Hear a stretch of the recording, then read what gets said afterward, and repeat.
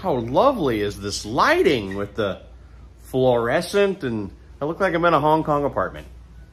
It's a really kind of crappy weather. No offense, those of you who are elsewhere in the country. I know I'm in South Florida, but it's like 70, but it looks like it's 30 here. It reminds me of St. Louis, where I'm from, like just gray, and although everything's still green. I'm going to shut up now before you all get pissed at me, but the old man Monkey and I were just on the phone, freaking rolling, dying, laughing, remembering something. And he was like, get off the phone right now, go out there and grab the camera and tell everybody on the channel about this, because it's just a funny story from my childhood that we thought was so funny we thought you might get a kick out of. But let's talk about the year that we bought a giant live tree to torture it to death.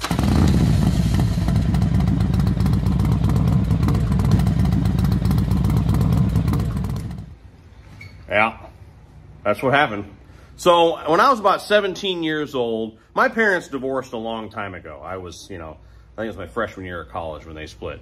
And when I was about 17, my mother decided that she wanted a live tree. Now, I don't think, maybe she's trying to keep up with the Joneses a bit, because we were always very middle class, and my aunt's family, they had a bunch of money and stuff, and we didn't, and maybe she just wanted to look cool. I don't know, because we never did crap like this before. We were always like, go to the Christmas tree lot and buy as big and ugly tree as we could afford, kind of thing. So she decides one year, I want a live tree, because I want to plant it in the yard. Front yard was kind of barren in our little house, and she was like, I want a tree in the front yard, so we're going to go buy a live tree. So she evidently does all this, negotiates all this, and just informs my father and I that we have to have a pickup truck to pick up the tree.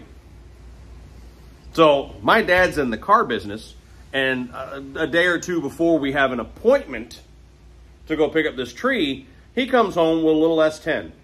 So Dad was in the European car business, so Volvos and Saabs and stuff was his main line, like most of my life, most of my young years anyway. And he comes home with a little S10 that he had brought in on used or something, I don't know, but he brings home a little white S10 4-cylinder and says, take your mother and pick up this damn tree that she wants. So we drive to a nursery, maybe 30 minutes from our house, and pull in, and I'm standing there with the truck. She goes inside and says, she comes out and says they're going to bring it around. I'm like, okay, I don't know. I'm 17 years old. I do what my mother says, right? All of a sudden, a goddamn front loader comes around the building with the bucket holding a 6 or 7 foot tree. The ball is the size of my frickin' GMC back there. I mean, like, the root ball was massive, wrapped in burlap, and it's the front loader had like this claw. I don't know construction equipment terminology, but it had a bucket on the front with a frickin' claw, and they bring this thing around, and I'm going, oh shit! Like this is something more than we had planned on. My mom's just standing there all excited. She got the live tree she wanted, and I'm going, we're screwed. I don't know how this is going to work. They take that front loader and set that tree in the back of that S10, and it just crushes it. I mean, like, it was springs all the way collapsed, riding like this, and I'm like, look, I'm only a kid at this point. Already I can see that's not supposed to be like that. I felt like there was already an issue. So we get in this little 4-banger S10, and we're driving it home, and I'm like, we're damaging this thing. We are doing serious damage to this truck driving it home. We get in the driveway, and it sits there in the driveway because Dad's at work. Dad worked every day, 6 days a week, from like 7 a.m. to 9 p.m., right? Like, I saw him one day a week, and that one day a week he was on his motorcycle. I'm not whining, I'm just reality. So, yeah, I think he had taken my car to work that day and left that little S10 with me. So he comes home, and he just walks in and goes, what the f is that in the damn driveway? And I'm like, tree, that's the tree that Mom, secured for us for Christmas this year. I think we totaled that S10. Like, I think the frame is bent under there. So the next day we're trying to figure out what to do. Dad had a day off because he was going to help do this. And he's like, call Steve. So Steve, I don't know where he is. I wish I could find him. Steve was my very best friend throughout high school and into the beginning of college. Great guy. His name was Steve Warshleski. Steve was huge, like amateur bodybuilder type, big dude, like just a giant guy, human forklift. And Steve's like, I'll help. He was always down to help whatever around the house. My mother would go, Steve, I need you to carry this load of lumber on your back. And he'd be like, So Steve comes over, And he stands there, the three of us, me, my dad, and Steve, just going, what? How do we move it? Like, we grab the trunk, it won't lean like it's that heavy. I don't know what this thing weighs. Again, root ball the size of my truck. So the three of us get on it and like put your feet on the humps, the wheel wells of the truck, and can like scoot it like an inch at a time.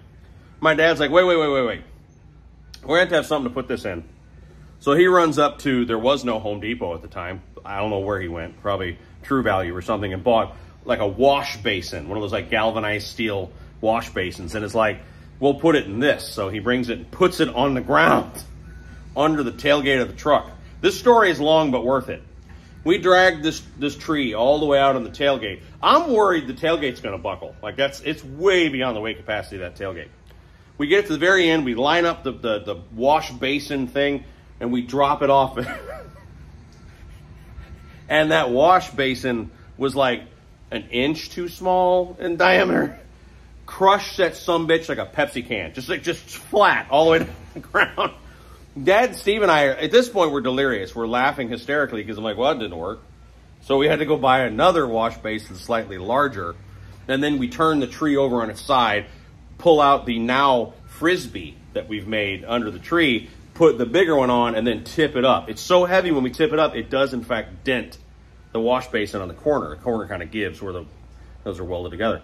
So we get it stood up. We drag this thing along the front sidewalk in front of the house. Takes us hours to get it inside the house, but we get it in there.